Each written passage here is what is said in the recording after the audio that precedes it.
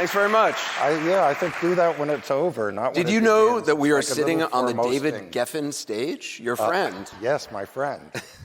Yes, my naming friend. Yes. I'm sure he's streaming this and watching it at home. Of course he is. Yes.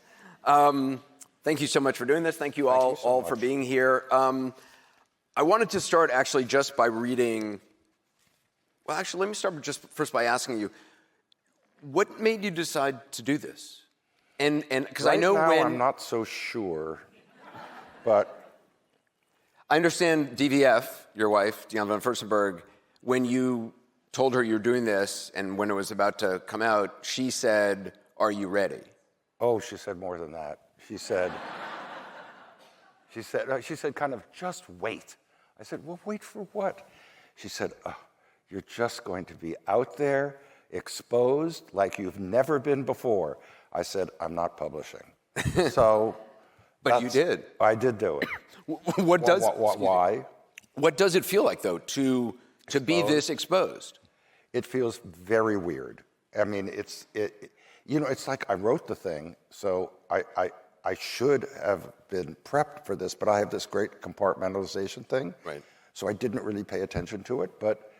Well, writing something and you wrote this over many years, it's a very isolating experience. It doesn't have reality that it's going to be out there. Once it's out there, it has a life of its own. Oh, yes, it has a life, and the life is going like this and that. And I said it's like I've been involved in products of all kinds for endless decades, but I've never been the product myself, and it's a whole other thing. When I first started... I have renewed respect for all the people I have tangled with who are the products of whatever I've done. In the world of television, when I first started, the first time I was called the talent, it was this very strange feeling, like, oh, the talent sits over there.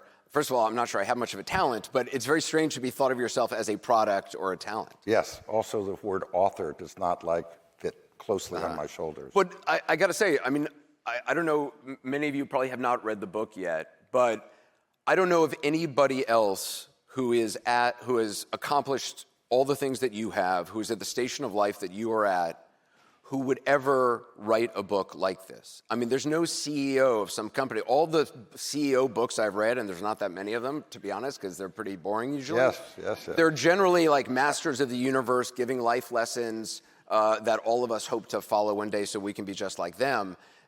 That is not what this book is.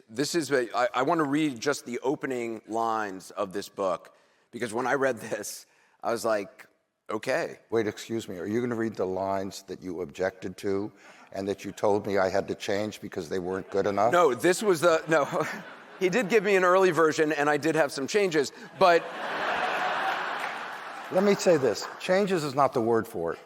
This is, by the way, if ever you really want a much higher paying job, copy editor of the world would be your role.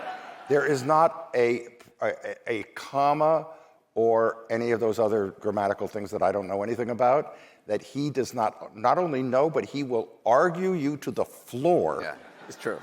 I have argued with Barry probably for 100 hours or more about each line in this book. Yes. Yeah. Yes. Torture. And arguing with Barry, which we will get to, because believe me, many people have argued with Barry. Let me just put it the other way. Barry has argued with many people.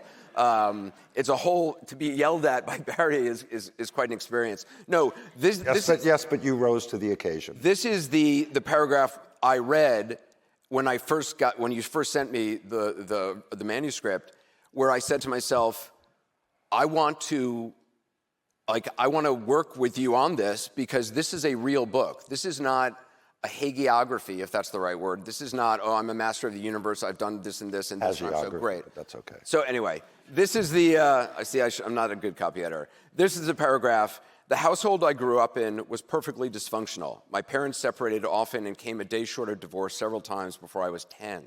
My brother was a drug addict by 13, and I was a sexually confused holder of secrets from the age of 11. Yes. When I read that, I was like, I'm in. Yes. So what was it that, my mom used to say, and there's a line from a play that she would quote, everybody wants to be seen and heard and felt. Is that what motivated you to write this? Oh my God, no. Just those words scared the hell out of me. Seen and heard and felt, God forbid. No, I had only one thing. I knew it was a good story. I mean, I've been involved in stories all my life, and I thought the narrative of this is really good. The only thing is, could I tell it? And then, of course, if I could tell it, I had to tell the truth. And so that was, I had no filter in actually writing it. Yeah. So, I mean, but that was my motivation, and most of the time... But you have been filtered. I mean, you have had a public persona that in the business world, you have a filter. I mean, in all worlds, What? Every place I have filters. You can't even get past why my at filters. age, what are you, 82? Oh, please. Well, whatever. No. Why are you willing to numeric? let go of the filter? Because I had to tell a story. What could I do? I couldn't wince away from it. I mean, I couldn't... And yes, I mean, I like privacy. I mean, I've always liked privacy. Now, I like privacy for some defensive reasons, but I also like the idea of it. And so that's kind of the way my life has been, and also true in business too. I've known Barry for more than 30 years. I actually shot a documentary for him when he took over the USA Network that didn't go anywhere, but that's really how we met, and we've been friends ever since.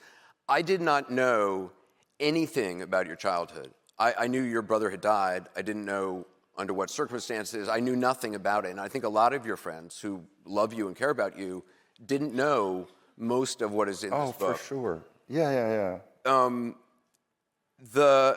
Your childhood... I just want to read one section. Deadline described it not as an old-moneyed household, but a cold-moneyed household. So I thought it was a clever turn of phrase. Your parents never asked you a question that you can remember. I know, never. It's still kind of inexplicable to me. And my parents were perfectly nice, decent people, but they had no clue what a child was. You didn't have birthday parties? Never. We also didn't have, we didn't do presents. Now, you would think how odd that is, and I think how odd that is. Your father was in business with his siblings. His brother, who lived down the block. Yeah. And they never came to the house. And we never went to theirs. You did not know your... This was called a dysfunctional, truly, yes. You did not know any of your extended group family? of people. No, almost none of them. I just got a note from one of them saying that they have a reunion every year. Jesus, man. Wow. Which I assume has been going on for a long time. This is the first year they clued me in. Wow, really? Yeah. Are you going to go? I'm not going. No. Okay. How frightening would that be? Oh, maybe by the end of the book tour, you'll be like, you know what? Go sure. But there was a moment you're 7 years old, you were sent to camp. Yep. You had actually been sent to this camp from the time you were 4 years old. When you were 4, you didn't stay with the other kids. You were too young, but your mom... I think I was the youngest person in the history of camp in the world. Right. And you would stay with the people who owned the camp because you were too young to stay with the kids. Of course. But that just shows you how much my parents wanted to be with me. But at 7, you're in Gen Pop in the camp. Yes. And... I did not like that. You did not like that, and you call up your mom and you say, you got to come and get me. I did. And I just want to, this is the only passage I'm going to read from the book, but you go down, you say, she assured me she would come straight away. As each car approached, she'd go down the end of the lane and you're waiting for her. As each car approached, I peered up expectantly, then resumed my vigil when it wasn't her inside. I stayed there all day. The head of the camp suggested several times I should come back inside, but I refused. Then it got dark and I knew she wasn't going to come. I gave up on my mother that night. There would be no rescue. There was no one to protect me. I knew that I was on my own. As I walked down that driveway back to the life of the camp, I buried that fear and resolved never to trust anyone other than myself again. My mother, Reva Addison Diller, was the only member of my family I had dared depend on, and now I knew for certain that had been a mistake. Oh, God. I feel it all from you. No, but I mean, that's 7 years old, and And by the way, that's not a misperception. You were actually right. Oh, yes, I saw it clearly. I mean, you know, you get kind of struck by those kind of little snapshots that sit in your head and never leave it. And I have that snapshot of where I was, and I can actually pull it. I can recall it. So it was very much a moment. I've recently in my life woken up to the fact that I never grieved as a child. I lost my dad early. I lost my brother early. They both died. I didn't actually lose them. I know where they are. Little death joke. But I buried all of that as a kid. I couldn't deal with it. I just buried it, and I ran from it my entire life. And I've recently woken up to that fact, and I've recently begun to, for the first time, actually feel the little kid that I was back then for the first time. And it's kind of a remarkable thing to feel. Do you still feel that little 7-year-old boy sitting waiting for your mom? I mean, is he still inside you? Because honestly, I feel like I've seen him from time to time. Well, I don't think he went anywhere. And aspects of it are going to be through my life. There's no way to get rid of it. And it wasn't like I was grieving or once I realized it, I think I lost the yearn for it, or I like said, no, I cannot depend upon this. And I had greatly depended upon it. And you started to depend on yourself. Yeah.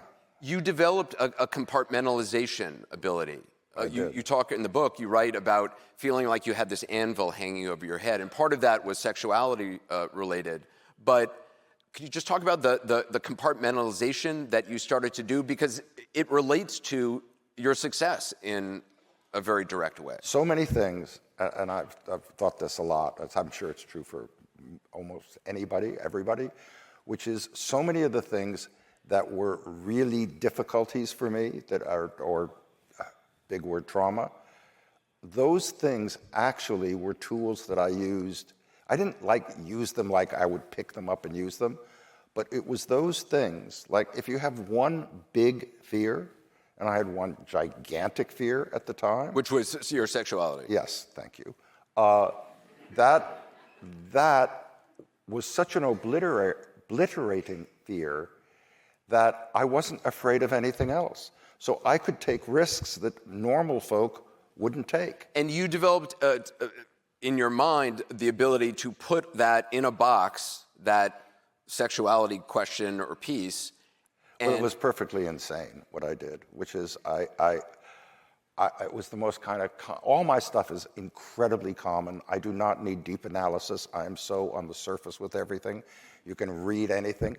But I developed this idea that if I moved an object, a particular object, this way, it had to be moved back exactly where it was before. And that started out as a tiny little obsession, but after like a year or two, as my stress on me and confusion and all that increased, I would spend 20 minutes getting it into the exact spot. Now, what was I doing? I was saying, really, that I wanted the status ante. I wanted it to be as it was before, because the next hour I was going to be crushed or in danger. So it was total magical fantasy. It was an obsessive compulsive. It was completely crazy. You obviously, when was the first time that you actually acted out on your sexual impulse? Oh, no. Well, I'll just say, it's in the book. You were like... yeah, but you get to read that. Okay. I mean, I'm going to I don't want to belabor it because it's been all out, and it's not, to be honest, it's gotten a lot of headlines, but... That incident? No, just the entire thing. Oh, the whole thing. Oh, yeah, But at a certain point, you figured out a way of operating, of being, that worked for you. Well, yeah, of course I did. I survived. So, I mean, that was what I was doing. I was finding... And I was lucky because I had this ability to compartmentalize and stuff until it didn't work, and then I totally cratered. But I found ways to, first of all, the only thing that I never had any either conscious guilt or any issue with was actually doing it. Everything else was a nightmare. But no, so I was somehow able to navigate. In terms of, the other fascinating thing is your parents, they never asked you about, like, what are you going to do with your life? Or are you going to go to college? I'm telling you, I know how crazy, I've used crazy too much. I know how it sounds. I mean, I know how it is in a way, but I still can't quite believe it. There was never, where are you going? Who are you going with? What are you doing? Or what are you going to do? I was never asked. I used to remember the things about report cards. There was like a known ceremony with your family that we would look at your report cards. Yeah, your parents would look at your report card. Yeah. Never once. And you were like a free-range feral child in Beverly Hills. Yes, running exactly. around. I mean, the descriptions in the book are crazy. You're hanging out at Lew Wasserman, a legendary Lew Wasserman's house, while he's away somewhere making deals, and you're with like a young Nora Ephron. Danny Thomas and Danny Kaye are somewhere near in the neighborhood. Their kids are with you. And you end up working in the mailroom at William Morris agency. Did you have any desire to be an agent? Never. No, because I knew I could never be an agent, because agents have to assert themselves and they have to have a sense of self and other stuff. And I never really wanted to be. It was not an interest for me. Did you think about going to college? For maybe an instant, and then I said, first of all, I hated school. I've always hated homework. I never really went to school, actually. I mean, that's an exaggeration. But I kind of cut, when I got to high school, definitely Mondays and Fridays I would cut, and occasional Wednesdays. Uh-huh. And so I didn't, and also I didn't want to go I didn't want to go to, I didn't know it's almost impossible to believe, but I had no seeming ambition because I had thought I had no ability to actually do anything, and no one, this sounds so pathetic, and it really wasn't pathetic. I wasn't feeling bad at all, but since there were no expectations of me from my family or anyone around me, I was just going to wander around in this feral forest. And you did wander around at William Morris, but where you wandered into was the library or the storage room where all the records were kept of every deal that the agency had ever made. First of all, this is, so William Morris was now 70 years old, and they were the #1 agency representing everybody in every field, every artist field. And they had a file room when there were, paper files, and it was probably as big as this stage. And I literally read the file room from A to Z. I woke up to actually productivity in that. I devoured it. And you found it you loved it. Well, what's the definition of devour? I went every day. There was like one job no one else wanted. It was in this dungeon of William Morris, and it was like the mimeograph stuff, whatever, which didn't take me very long. And I would cart the files down, and I would sit in this like lazy old chair, and I would read all day long. Like what? Like Lucille Ball's entire career file? I had the entire history of Elvis Presley. I mean, because in these files were the story of every one of these people, because they've represented everybody, and it was every aspect of their life. Did anybody have any idea, William Morris, that this is what you were doing? No. I knew that if they discovered me, that they would try and throw me out. But they would have a hard time because my kind of father... Did you tell other people what you were doing? No. So David Geffen, who was working in the mailroom too, you didn't tell him? First of all, David Geffen was working in New York. Right, but he came to the LA office. He came when I knew that I was, as they say, outclassed. I was definitely 19, and he came in the mailroom on Christmas holiday, and introduced himself, and I said, well, what are you doing here? It's the holiday. And he said, yes, I wanted to come and see what the LA office was like. That's how he was spending his Christmas. And I thought, oh my God, I ain't gonna compete with him. Did you go to ABC? Yes. Basically because Marlo Thomas is dating an executive at ABC, and you knew Marlo Thomas, and you meet him, and he is impressed by your extensive knowledge of all these deals, and you have opinions. That's what I had. Right. And so he takes you to ABC, which at the time was, of the three, was the worst network. Well, I mean, worse is a qualitative term. It was the third network, clearly, and the other two, CBS and NBC, had started broadcasting, and ABC was. Well, I mean, it was so low. People said that like they should put the Vietnam War on ABC and it'll get canceled. Like yes, that's how. thank you. He just stole my line, by the way. I'm sorry. Because he remembered it from the book. Right. It's I did help copy edit, so yes. I know all your lines. Yes, you do. Yeah. What happened? That was my first sign of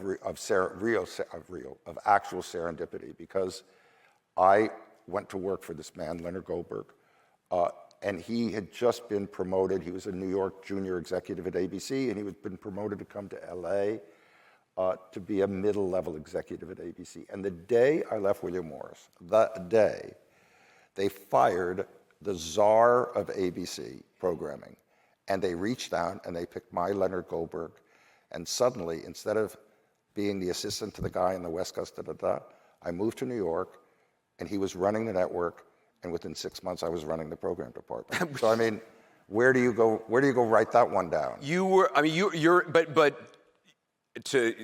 talking about your vision of yourself. You still, when you first get to ABC, you envision yourself as just being the perfect assistant. Of course. As being the person who can read everybody's needs. The person who can take care of someone else.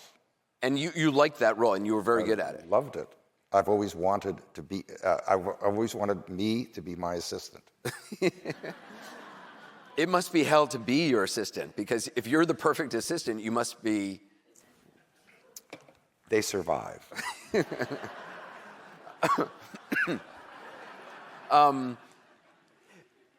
As part of this, though, they do give you kind of, hey, can you look at the films that ABC has and do something? No, the thing is, Anderson, is that there was a vacuum because there weren't a lot of people there.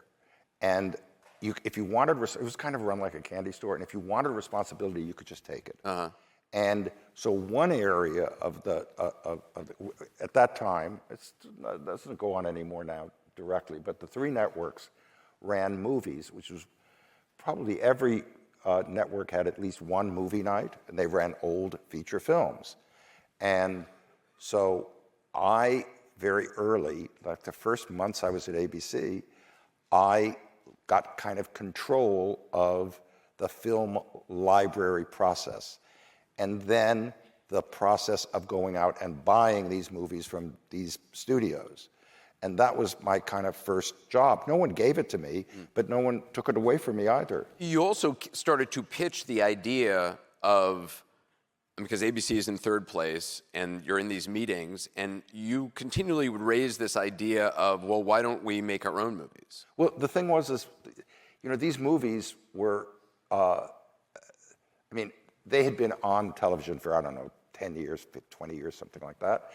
And it was theatrical movies, which sometimes were obscure. It was a period when there were not great theatrical movies being made. This is the 60s, before Easy Rider. There were a lot of big elephant movies that had been this is when Cleopatra, I think, was made. And I thought, they're getting a little tired. And I thought, why don't we just make them ourselves?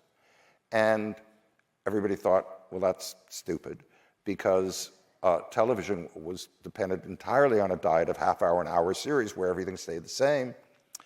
And the idea that you could actually explain somebody a new movie every week and they would watch it and get it was thought to be impossible. But I thought it was a really good idea, and I kept trying to get somebody to pay attention, and they kept not. You finally do get somebody to pay attention, who was the head of ABC at the time, right? Yes. And he had a track record in the movies, so he was interested in movies. They liked your idea, but they were going to give it to Lou Wasserman, whose house you used to maraud around in at night. Yes. Actually, I used to drive his wife's car until I got arrested. You got arrested driving Lou Wasserman's wife's car? Yes, but if you were arrested in Beverly Hills, they just drove you home. Oh. Okay.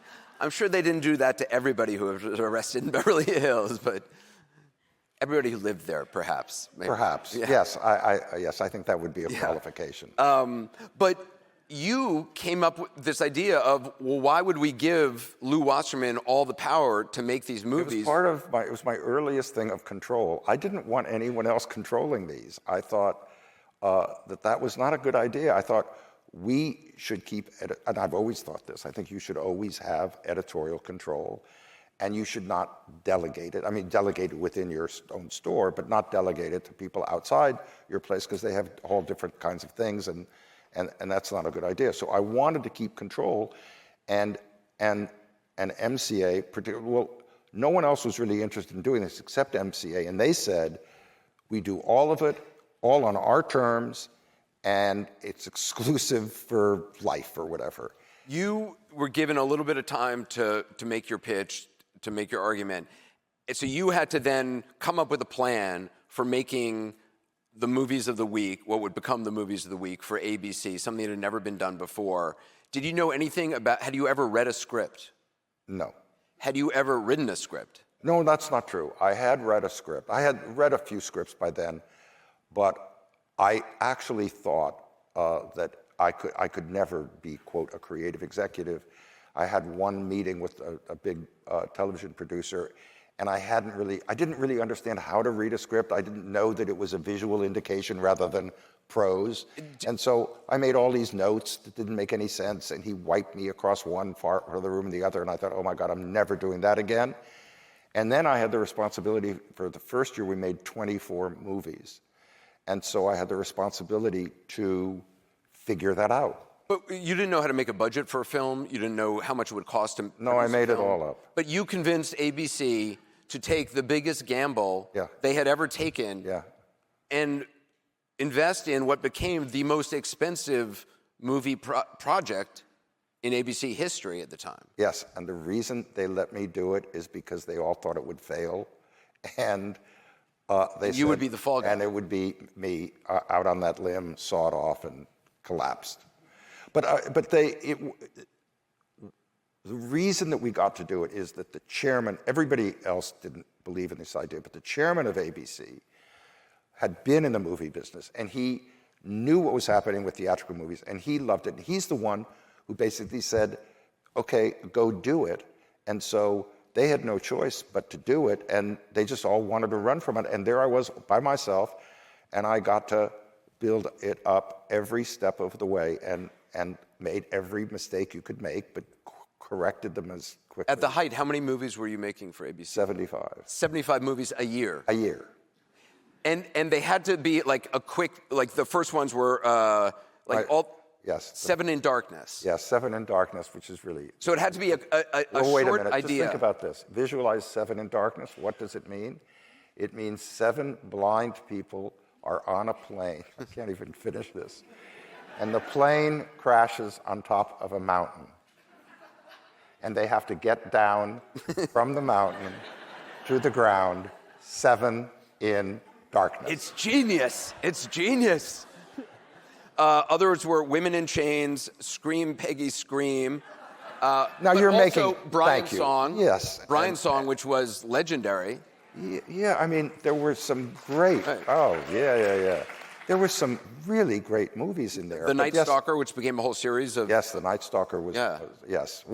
What could ever be a better concept than a vampire in Las Vegas?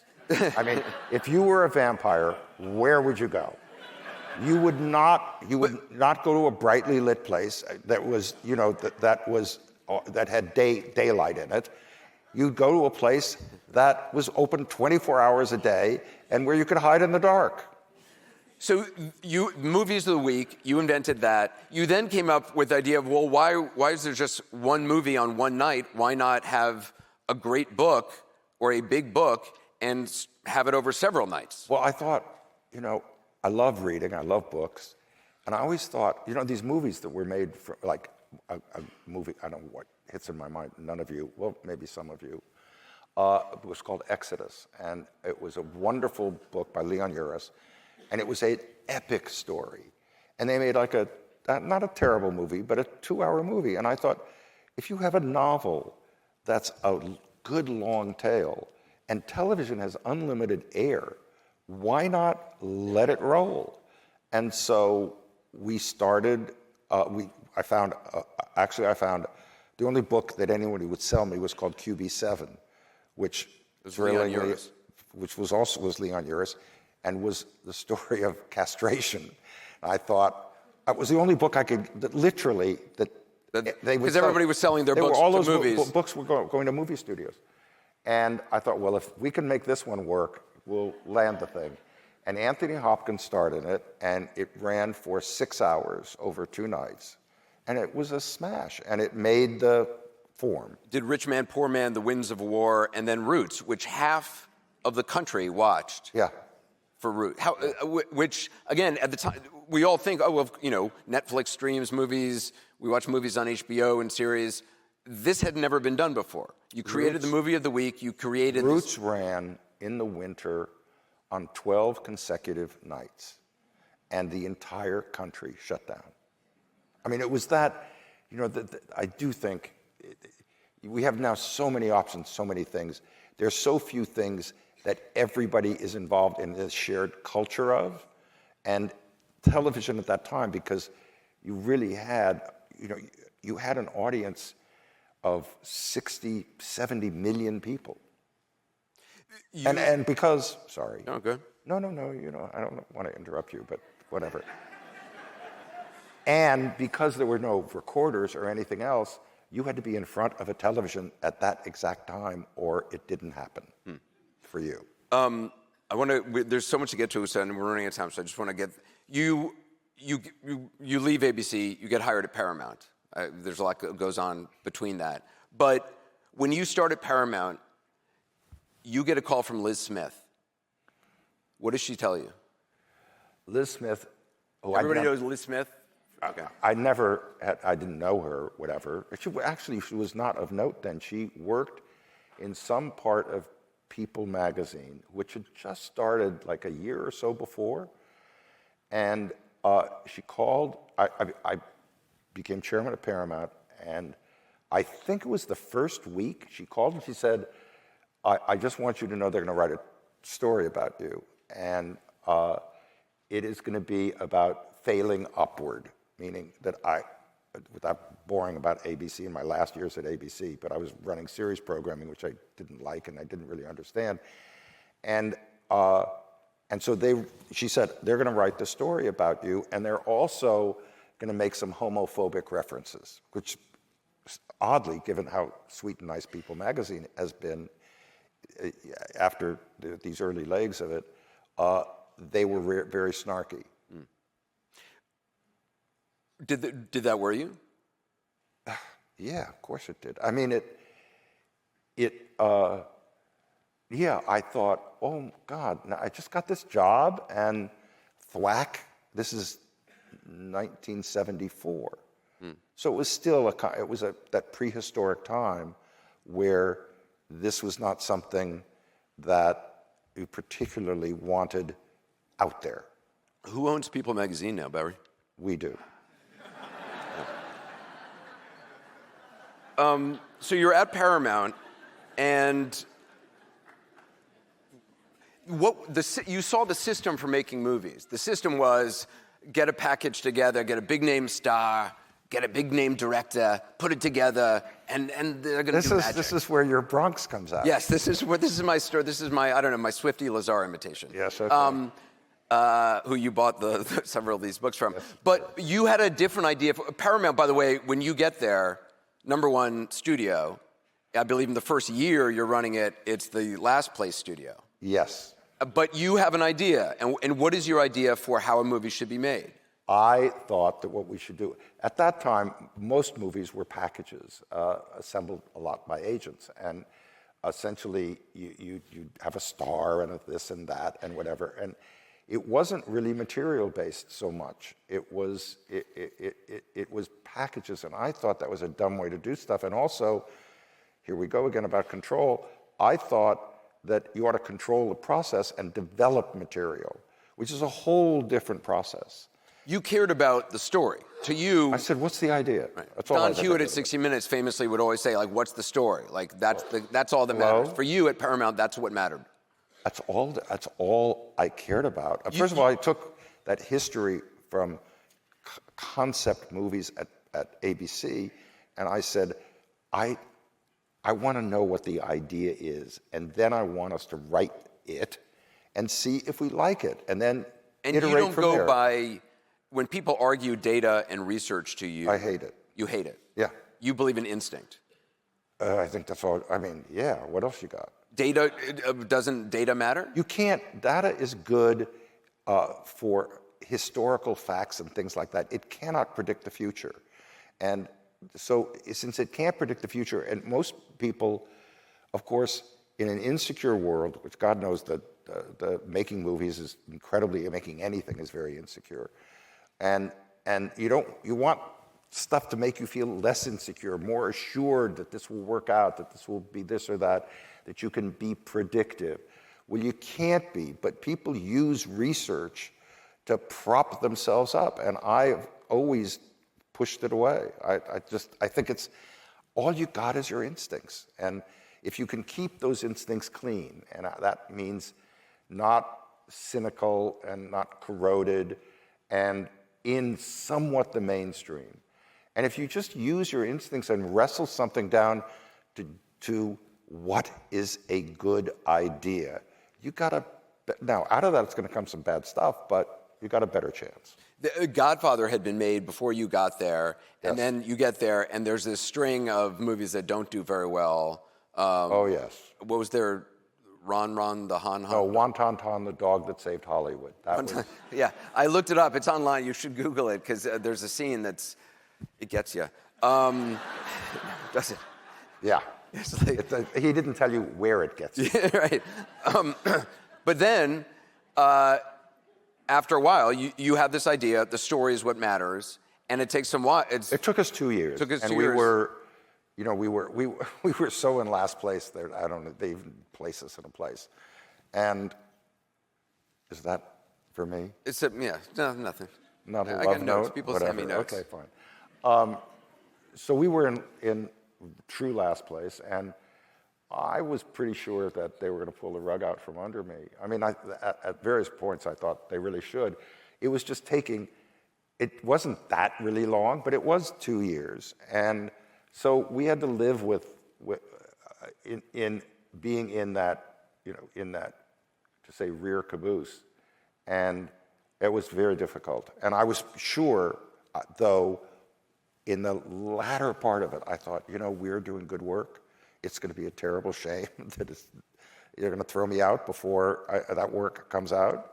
And then, as they say, in the nick of time. John Travolta appears in Saturday Night Fever. Yep. That was the turn. That was the turner. Yeah. It was based on a New York Magazine article, right? It was based, yes. And there was, by the way, it was all made up. There was no such thing as Saturday Night Fever. Mm-hmm. But Nick Cohen wrote this piece in New York Mag, and we developed the script. We went through 2 directors. Everybody said, you can't hire Travolta. He's a television person. No one wants to see television people in movies. Which, by the way, they said about you. You were a TV guy. They all peed on TV people because the movie people were very snotty. I sound like Donald Trump, very snotty. But they all thought it would fail. And the first night we had a preview, finally, I mean, went through a lot of revolutions to get it to the Bee Gees were not part of the original concept. The Bee Gees came after we had 2/3 through principal photography. The Bee Gees came into it and wrote the music for the disco scenes, et cetera. Anyway, and the opening and all that stuff. And we loved the movie, and we previewed it at the Grauman's Chinese Theater, the famous theater on Sunset Boulevard in LA, and no one showed up. And the head of publicity, this old-time Hollywood publicity guy, came over to my seat and he says, "Hey, kid won't sell tickets. It's a flop." And 2 weeks later, nothing changed.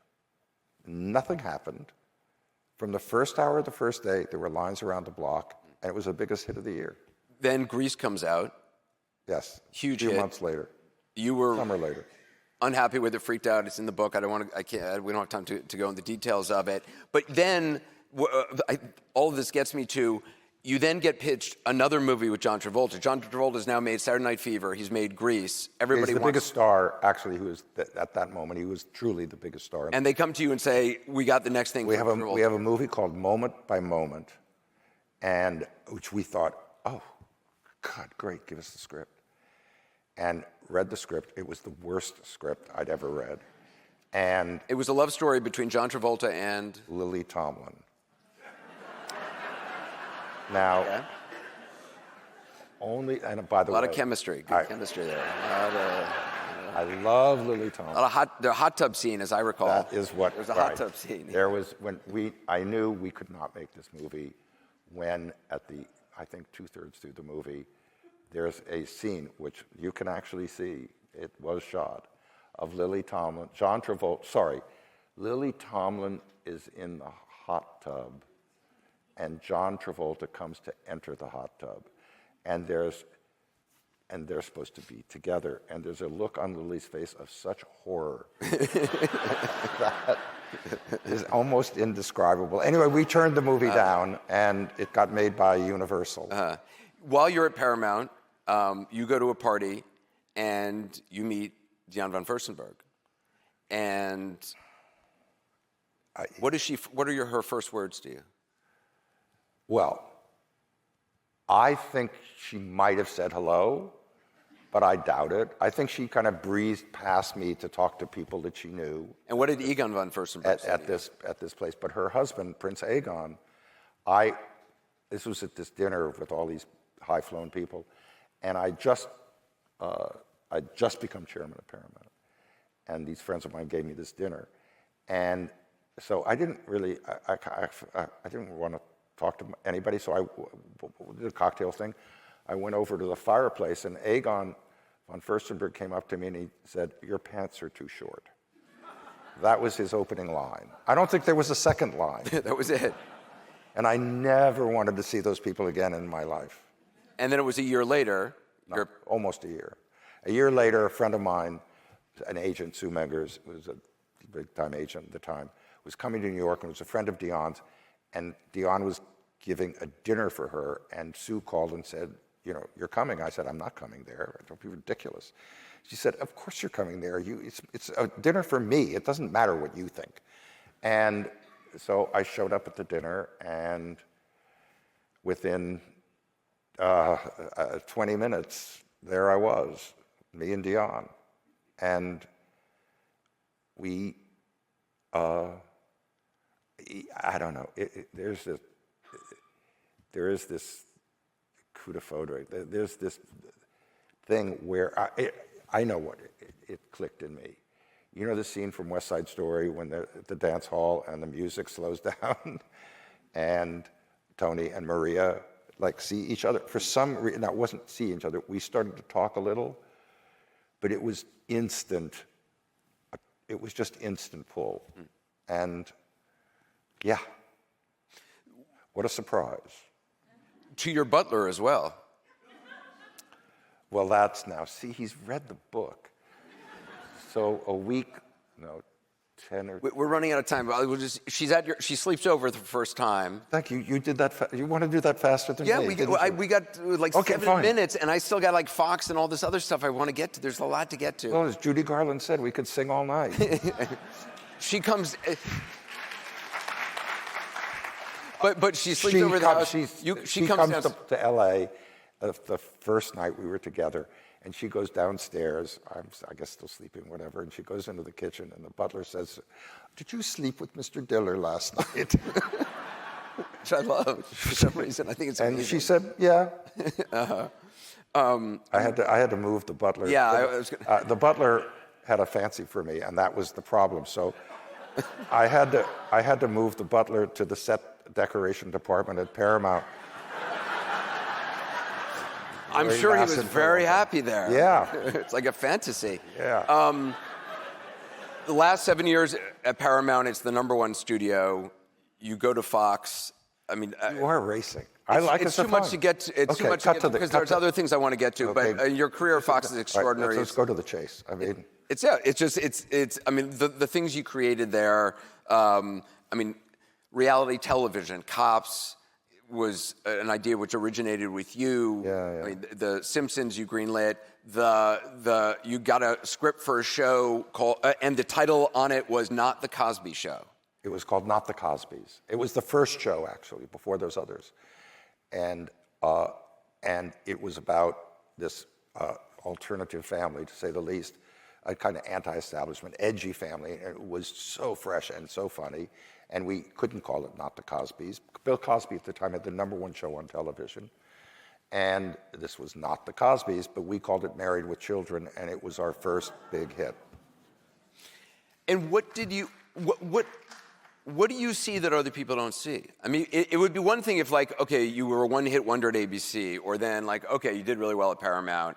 But I mean, in every realm, it seems like you see things that others don't, or things that are coming down the pike. No, I don't think You don't buy that? Not at all.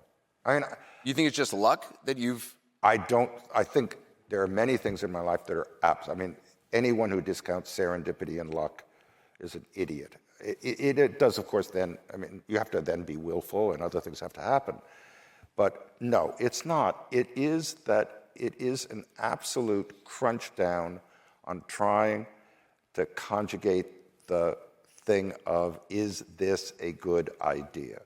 And, or, if it's not like Ordinary People, a movie I'm really proud of, Ordinary People was not like a seemingly boffo idea Such a good concept, but it was so perfectly written that you just knew that after people went through this movie, they would totally love the concept. So it's using your instinct. I mean, however it got formed, I cared only about keeping my instincts as clean as I possibly could. That was the work. I got to ask you about just this time we're in American history. You know, you write in the book about, you know, Hollywood is nearing its end. There was... Well, Hollywood's lost its hegemony over the world. It all now belongs to the tech overlords. I mean, Netflix won several years ago. What do you think of these tech overlords? In what way? The billionaires that we have seen on the public stage in the last year under this administration. Let's call the Uber billionaire. You know, look, Elon Musk is he's entitled to his megalomania for sure. But the only thing is, and look, I was in favor. Who would not be in favor of making government more efficient? But you do not bring a chainsaw to the stage, and you do not say wood chipper. I don't know why all these folk, rather than being kind of the bully, think of it in the schoolyard, rather than classic bully in the schoolyard, be the jock football guy that's got a heart of gold. I mean, if you're going to pick two things to be, why these people do choose bullying tactics when it's not only is it not necessary, well, I could bam on about it, who cares? I think a lot of people care. Well, I mean, whatever. I mean, I'm spouting off, so. What do you think of Sherry Redstone, what's happening at CBS? Well, there's this lawsuit, this idiot lawsuit. I mean, it is actually, if you think of a lawsuit that actually says that the winner of the election would file a lawsuit saying that they cut inappropriately a segment involving his opponent, Kamala, which is what the lawsuit is about, and damages of $20 billion. It's nuts. No one can win. You cannot, I mean, all right, here I am saying it, but you can't win that lawsuit. But because it's been politicized, they've held up this merger. And Sherry Redstone, if they don't do this merger, she's kind of bankrupt. So what does she do? She's kind of got to settle it. And I have some sympathy for that. And in contrast, just because it's guillotines to their throat, in contrast to the law firms, all of these law firms, they'll lose 14% of their business, 18%. Big deal. They'll survive. You're talking about all these law firms which have now, under the fear of the administration. No, because the administration literally by executive order, said that they did not qualify for certain kinds of work. Right, it took away their security clearances, all their corporate clients would... For those people that folded, I would never do business with them. You would never do business with the law firms that have made deals with... They will survive, absolutely. But other law firms have come and said, we won't do that. And those are the law firms people should support. So, I mean, I think there's somewhat relative stuff here going on, but... Do you... I think you're sick of that question. No, I'm not. I'm wondering how far I can go with you on that question. That's what I'm wondering. But are you optimistic about this country and its future? Because there's a lot of scared people right now. And there's a lot of people who look at the people who are making deals. I'm optimistic for one reason. And listen, I could be wrong about this. 3 years and it's over. We've just got 3 years left. I do not think that, and I just hope in that period the guardrails hold. I believe that they will. And I think what we should do, those people who think that, well, I think anyway we should never have 3 branches of government under one rubric or one thing, rulemaking thing. In 26, Congress can be taken, at least so you'll have one person checking the power. But I also think the power of the presidency is gone crazy. No one person, forget that person, no one person should have that level of power unchecked in any way. I think it's terribly dangerous. We've got to wrap it up because we're out of time. But let me just ask you about artificial intelligence. Because in your book, you're saying you don't believe in research. You don't believe you don't buy the data. You go with instinct. Artificial intelligence is educated on nothing but data and tons and reams of data and information. I still don't think it's going to predict the future, but I think it is. Does it scare you? No. We are living, all of us, we are living in a time which in the next few years, we are going to have general artificial, we're going to have our intelligence that is more powerful than anything we could have conceived. And what happens? And it's going to happen in the next few years. So we are living in a period where everything is going to change. It's utterly unpredictable.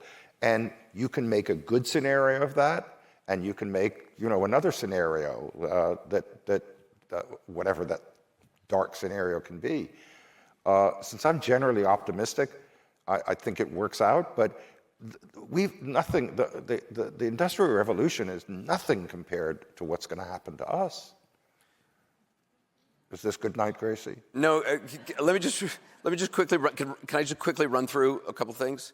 Yes, who's the most overrated businessman you've worked with? Oh no, I'm not doing that. No? Okay, but what about most coked up film set? Coked up film set? Oh, Popeye. No, you can watch, by the way, you can watch it. If you watch Popeye, you're watching a movie that you think of it in the thing they used to do about record speeds, 33, whatever. This is a movie that runs at 78 RPM and 33 speed.